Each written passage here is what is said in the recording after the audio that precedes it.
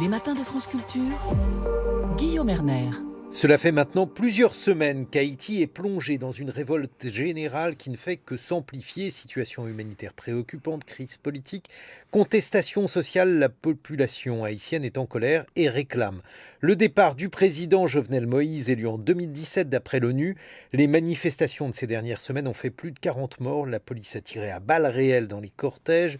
Jusqu'où le pays va-t-il s'enfoncer? Bonjour Lionel Trouillot, vous êtes écrivain haïtien. Que vous inspire cette situation? Oh, elle ne m'inspire rien en tant qu'écrivain, mais en tant que citoyen haïtien, je suis témoin de la colère d'un peuple, de l'expression politique élaborée de cette colère. C'est une chose dont on ne parle pas assez dans la presse occidentale.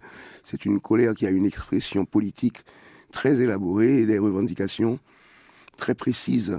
Et je suis témoin aussi d'une relative indifférence de, de la part du monde occidental, en particulier vis-à-vis de la situation haïtienne, et d'une incompréhension de la part des États. Donc ça fait beaucoup de choses. Pourquoi la colère s'amplifie-t-elle ces dernières semaines, Lionel Trouillot?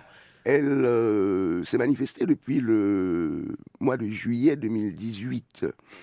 Il y a eu des émeutes, il y a eu des manifestations, elle s'est amplifiée au cours des derniers mois parce que, bon, il y a quand même les rapports de la Cour supérieure des comptes, qui est un organisme constitutionnel haïtien, établissant clairement le volume de la corruption en Haïti et la participation personnelle du président de la République à ces vastes opérations de corruption. Et ce ne sont pas les manifestations qui ont fait 42 morts. Il y en a plus parce qu'il y a eu récemment un massacre dans le quartier du Bel Air. On parle des organismes de défense des droits humains parlent d'une quinzaine de morts. Ce ne sont pas les manifestations qui font les morts, c'est la répression. Et on ne parle pas suffisamment de la répression qui est exercée par une partie des forces de police que le président de la République et son parti utilisent de plus en plus comme force de répression politique, et par des gangs armés qui sont, cela a été documenté aussi, en communication avec le parti du gouvernement, sénateurs, députés, ministres. Le président Jovenel Moïse, dont la démission donc est aujourd'hui exigée par les manifestants, a annoncé la semaine dernière augmenter les salaires minimums. Ça ne suffit pas. C'est une blague. C'est une blague. D'abord, l'augmentation n'est pas significative aux yeux des ouvriers et de ceux qui gagnent le salaire minimum. Mais cela vient trop tard et l'on sent que c'est une entreprise de camouflage. On a l'habitude des promesses du président qui sont toujours des promesses non tenues. Et comme vous l'avez dit, c'est la population qui est dans la rue. Aujourd'hui, c'est le pays qui est dans l'opposition. Le président Jovenel Moïse et son parti sont quand même parvenus à réconcilier des forces sociales, même des classes sociales, des groupes sociaux, qui jusque-là n'avaient jamais pu se mettre ensemble pour discuter, pour convenir de quelque chose. Et il y a eu récemment, à la fin de la semaine dernière, une alternative adoptée par pratiquement toutes les forces sociales et politiques du pays, proposant tout un processus pour une transition orientée vers la transformation des rapports sociaux de production et des rapports entre l'État et la nation. Parce que le problème majeur d'Haïti, ce sont les rapports entre l'État et la nation. C'est un État qui a toujours été au service d'un petit groupe qui s'est enrichi de la misère des autres et au service de ceux qui sont officiellement les représentants politiques du peuple. Et le peuple dit, nous ne voulons plus de ce système. Mais alors justement, parce que si Jovenel Moïse, le président, démissionnait, pour l'instant il ne démissionne pas, mais si d'aventure il démissionnait, ça ne suffirait pas non plus, Lionel Trouillot. Ah non, ça ne suffirait pas, mais c'est un point de départ. Et d'ailleurs, la résolution, l'accord signé par, comme je le disais, quasiment l'ensemble des partis politiques et forces sociales d'Haïti parle justement d'une transition de rupture. Et le terme rupture est très fort, avec l'instauration d'une autorité nationale de transition, de conseil de supervision. Comme je le dis, c'est quelque chose de très élaboré qui se met en place en Haïti.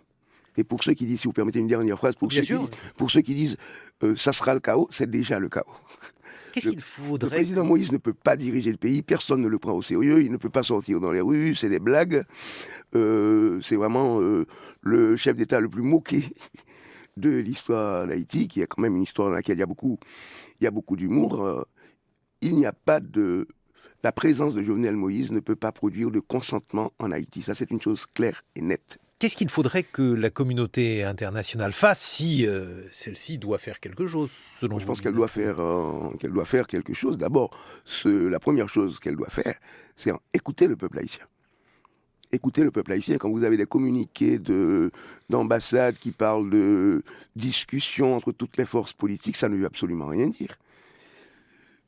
Le pays a dit, nous n'allons pas discuter avec Jovenel Moïse. Donc c'est quasiment, presque de l'ordre du manque de respect, du manque d'intelligence politique, mais ça c'est le problème. Ça c'est le problème des politiques étrangères des pays occidentaux. Mais par rapport à Haïti, c'est presque un manque de respect. Quand vous avez toutes les forces d'un pays vous disant, il est impossible de discuter avec ce pouvoir et que vous insistez, c'est comme si c'était des bébés, vous les prenez par la main et vous leur dites voilà ce qu'il faut faire. Ça veut dire qu'il faut aussi un changement de régime, selon vous, Lionel Trouillot, en Haïti?